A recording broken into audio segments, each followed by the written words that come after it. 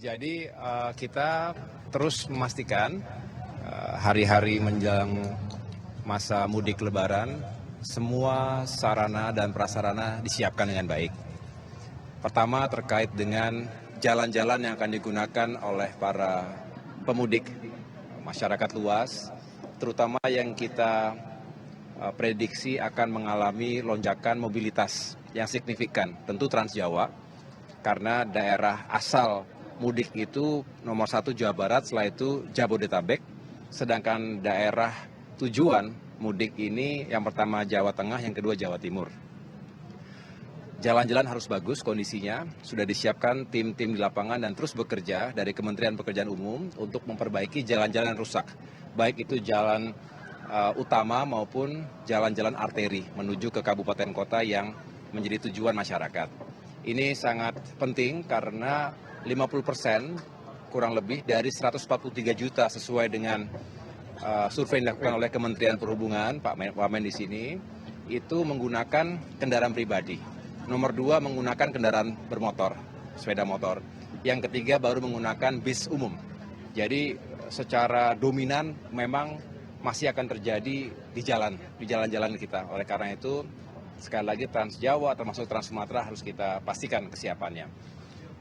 Yang perlu kita waspadai adalah cuaca buruk, cuaca ekstrim yang bisa mengakibatkan kemacetan yang ekstrim dan juga potensi kecelakaan. Ini harus kita benar-benar waspadai. Oleh karena itu pos-pos pengamanan yang digelar oleh Polri, termasuk juga pos-pos kesehatan, ini juga penting sekali. Selain rest area yang juga kita harapkan bisa digunakan sebaik mungkin agar memberikan kesempatan bagi pengguna termasuk pengemudi kendaraan untuk istirahat sejenak supaya tidak terjadi kelelahan, kejenuhan yang mengakibatkan kecelakaan.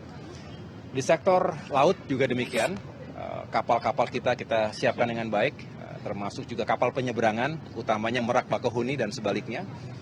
Terminal-terminal kita juga dipastikan, termasuk bandar udara, karena penerbangan juga kita pastikan akan terjadi lonjakan, termasuk tentunya untuk menjangkau pulau-pulau yang jauh begitu.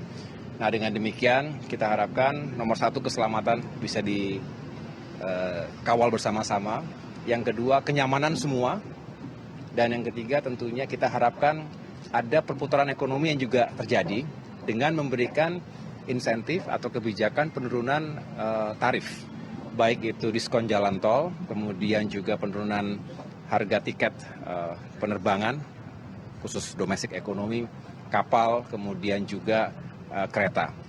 Dengan demikian masyarakat merasa semakin bisa membeli tiket dan bisa berpergian bersama keluarga, dan dengan itu akan bisa memutar perekonomian di tingkat lokal, termasuk juga tumbuhnya sektor pariwisata dan ekonomi kreatif. Saya rasa itu yang bisa dilakukan pemerintah. Tapi kalau dilihat dari tahun kemarin, apa sih yang paling diantisipasi dalam arus mudik dan arus balik tahun ini? Selalu kita mengantisipasi terjadinya kecelakaan yang mengakibatkan fatalitas, nomor 1. Yang kedua juga mengurai dengan baik agar titik-titik kemacetan itu tidak terlalu parah. Nah, sudah kita prediksi sesuai juga dengan survei dan apa yang dikelola selama ini menggunakan sistem teknologi, AI, dan lain sebagainya. Puncak kemacetan atau puncak arus mudik itu tanggal 14-15 Maret, juga tanggal 18 dan 19 Maret. Sedangkan arus balik itu puncaknya diperkirakan pada tanggal 24-25 Maret dan juga 28-29 Maret. Oleh karena itu di tengah-tengahnya kita berlakukan WFA, Work from Anywhere. Ini juga untuk mengurai dan terbukti efektif. Pada saat Lebaran tahun lalu termasuk Nataru itu bagus.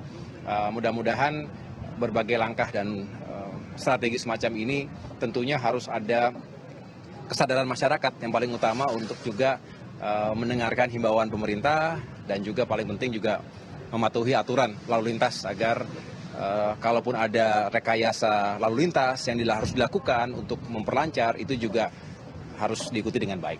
Begitu.